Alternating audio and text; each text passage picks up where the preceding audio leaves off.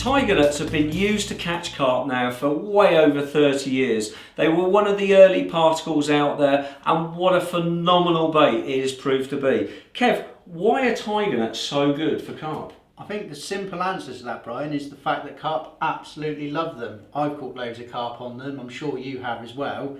I just think when the carp get on them and start feeding, they love the crunch factor. They pass them to the back of their throats, they crunch them all up and digest them, releasing all of the goodness out of the tiger nuts.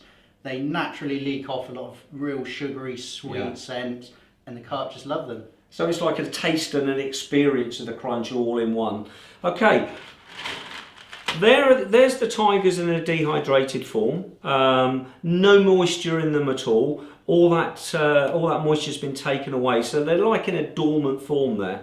No good for fishing in when they're like that.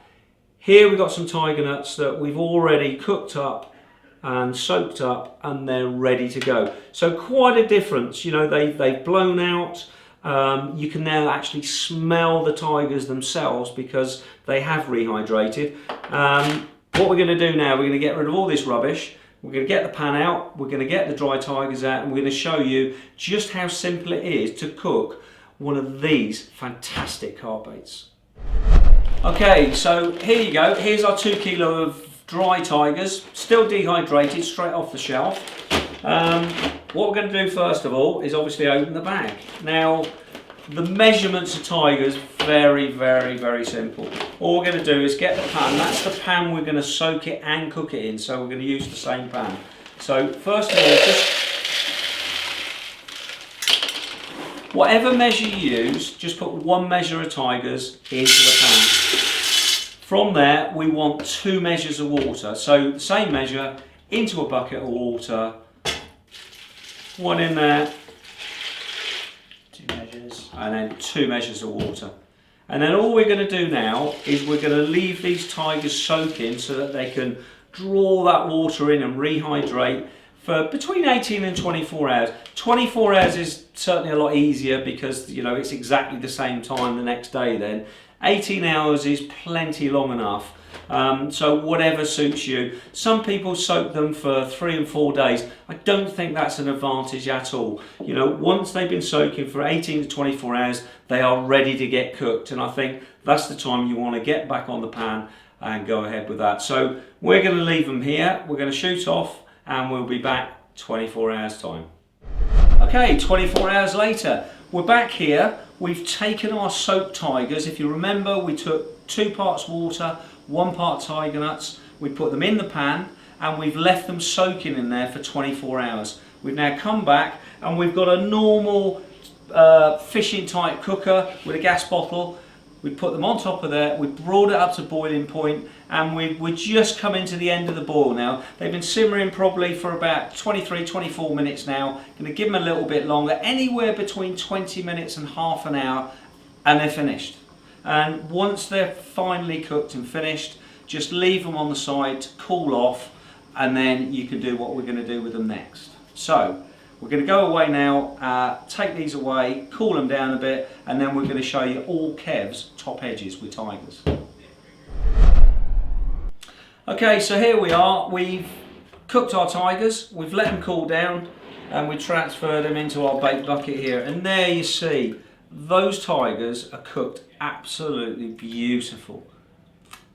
If you bite through one, you can see they're cooked right the way through. They're still hard, they're still going to be crunchy when you bite into them, and they're never going to go really, really soft, but they are perfect for using. So at this stage, what I would do, I would take the liquid away. I'd keep the liquid for later on, because I love using that liquid in my sloppy spod mixes rather than just using ordinary lake water. You do it different, don't you? I certainly do. I like to keep the liquid in the tiger nuts. I always transfer the tiger nuts into a nice clean bucket. You don't want a dirty bucket because the bacteria will cause mold to grow. But if you put it in a clean bucket, I like to leave them in the juice and keep them in a cool place, whether it's in the garage, ideally in the fridge, and they will last for a long, long time. Superb. So there you go. Don't use a mouldy bucket. That's a brilliant tip there, because it does take your bait off and it will taint it. So there you go. Perfectly cooked tigers. Very, very simple to do.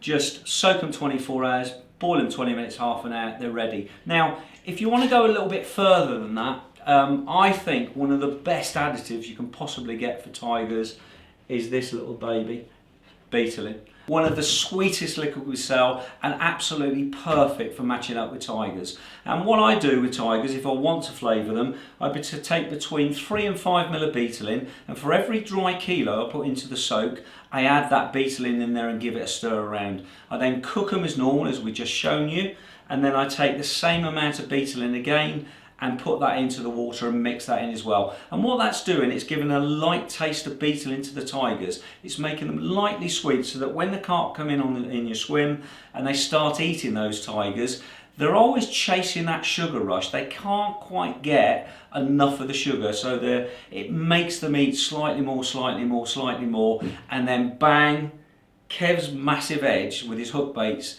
then comes into being. So Kev, tell us about your hook baits. First of all, once we've cooked the tiger nuts and they've cooled down, I go through the tiger nuts and I'm actually quite particular about the ones I pick out. I get the slightly bigger ones that are perfectly round, okay, and I put them into an empty pot and I gather all my hook baits up. When I've filled up a pot, I then pour enough Beetling into the pot to cover the hook baits. Now, that's twofold really. First of all, the Beetling acts as a preservative, yeah, so that your hook baits are never ever going to go off. Secondly, obviously the Beetling gives them a massive boost of attraction. We've already put some into the tiger nuts, so the carp are looking for the Beetling, and your hook bait is now completely soaked and is the most concentrated bait out there, so that is the one that the fish are going to be homing into. Okay, so we've got that perfect scenario, and what we're always looking for is to get a hook bait to be the most wanted thing that we want to get the carp to pick up.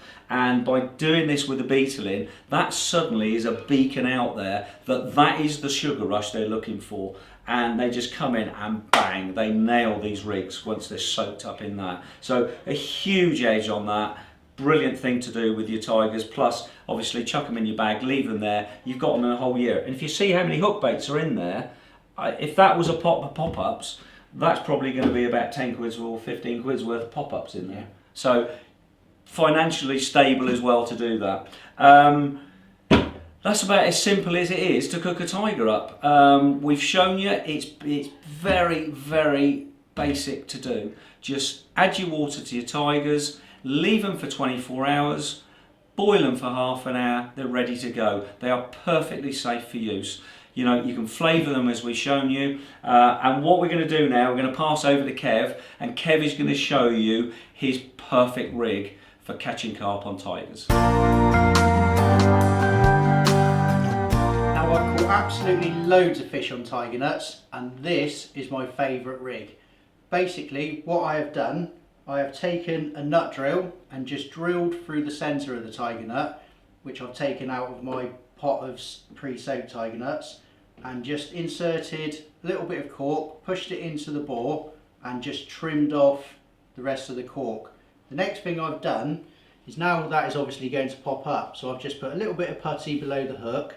I fish it on a semi-stiff coated braid, which is stripped back. The last 2 inches is stripped back, so basically once you've cast it out, it's nicely balanced and it just slowly sinks down, so the putty hits the deck, the hook sits off the bottom, and the tiger nut is nice and wafty and just sits just off the bottom, clear of any debris.